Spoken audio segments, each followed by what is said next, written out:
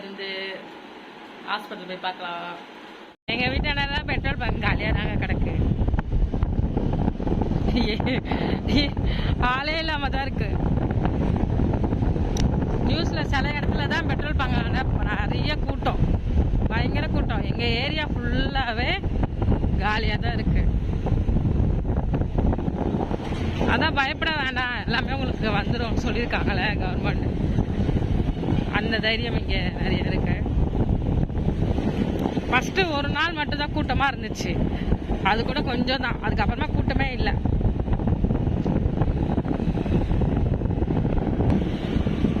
அதுக்கு அடுத்தது பாருங்க, இப்போ கூட பாரத் பெட்ரோல் பங்க் வரும், அங்கே பாருங்க, இங்கேயும் அதே தான் காலியாக இருக்கும்.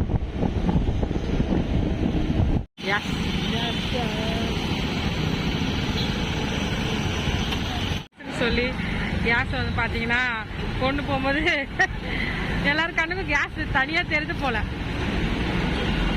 ஹீரோ ஆஃப் த இயர் இதுதான், கேஸ் தான்.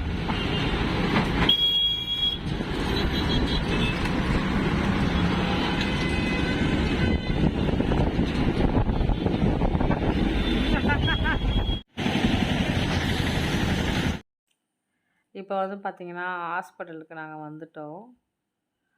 எப்போவுமே ஆட்டோ புக் பண்ணி தான் வருவோம்.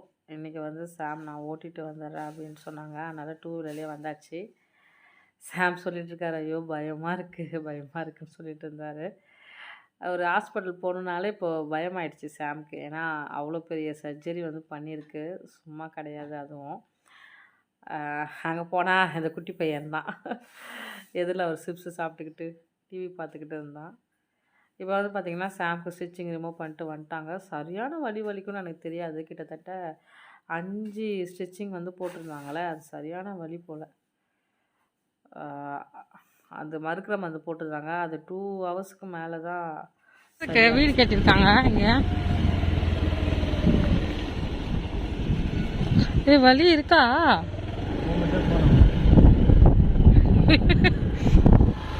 அழகா இருக்கு அந்த வீடெல்லாம். ஓமைங்க பாப்பமா, பார்த்தமா போயிடலாமா? ஐயோ கொல்லம்பேட்டில் ஓட்டுறது தான் எங்களுக்கு அசால்ட்டி.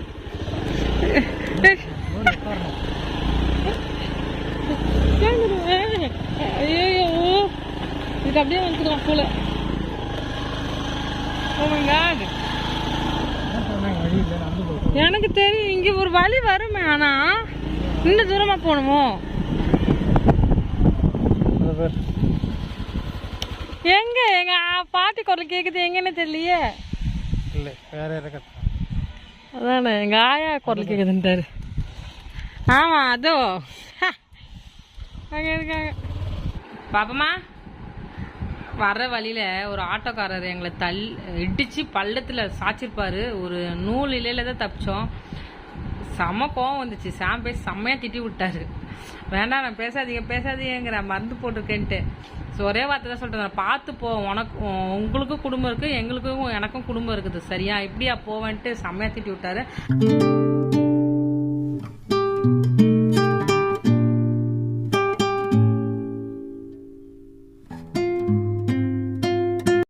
தேங்க்யூ ஆண்டி சொல்லு.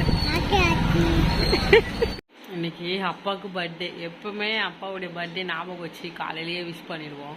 இன்னைக்கு நானும் சாமும் சுத்தமாக மறந்துட்டோம். எப்படி மறந்தோடனே எனக்கே ஞாபகம் இல்லை. அவ்வளோக்குள்ளே பர்த்டேவே மறந்துட்டோம். ஃபோன் போட்டேன்னா சொன்னார், எப்போமா நீ விஷ் பண்ணுற கேட்டார். நான் சொன்னேன், எங்கள் பர்த்டே நீங்கள் இத்தனை வாட்டி மறந்துருக்கீங்க, விஷ் பண்ண மறந்துருக்கீங்களே, அதனால சரியாக போச்சு போங்க அப்படின்ட்டேன். இருக்கிற டென்ஷனை நான் மறந்துட்டப்பா அப்படின்னா. சரிம்மா அப்படின்னாங்க. சாயங்காலம் போய் சாப்பாடு கொடுத்துட்டு பார்ப்போம். போன வாட்டி ஷர்ட் வாங்கி கொடுத்தாருன்னு நினைக்கிறேன் சாம். ஆமாம், எங்கள் அப்பாவுக்கு ஒரு ஷர்ட் வாங்கி கொடுத்தாரு பர்த்டேக்குன்ட்டு. இந்த வாட்டி நம்மளுக்கு ஒரு கிஃப்ட் போய் பண்ண முடியாது, ஏன்னா ஹாஸ்பிட்டல் செலவு எக்கச்சக்கமாக போயிட்டுருக்கு. நேற்று கூட அம்மாவுக்கு போயிட்டு கண்ணாடி, டேப்லெட்டு எல்லாம் வாங்கிட்டு வந்தோம். 1500 கண்ணாடி, டேப்லெட்டு எல்லாமே. அதனால் மெடிக்கல் செலவும் ஃபுட்டு செலவுமே அதிகமாக போனால இந்த வாட்டி அவருக்கு கிஃப்ட் எல்லாம் கிடையாது, கட் பண்ணிட்டேன் நான். Happy birthday happy birthday.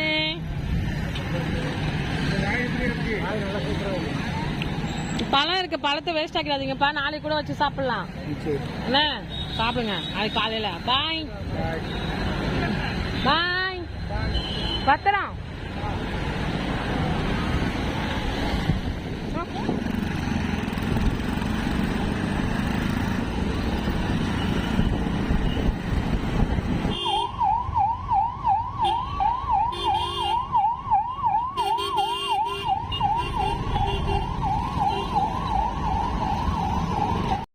உம்மை விட நான் வேற யாரை நம்புவேன்? உம்மை விட நான் வேற யாரை நம்புவேன்? ஆதரவாய் வந்திரே, கரவெடுத்து நடத்தி சென்றேன். ஆதரவாய் வந்திரே, கரவெடுத்து நடத்தி சென்றேன். உம்மை விட நான் வேற யாரை நம்ப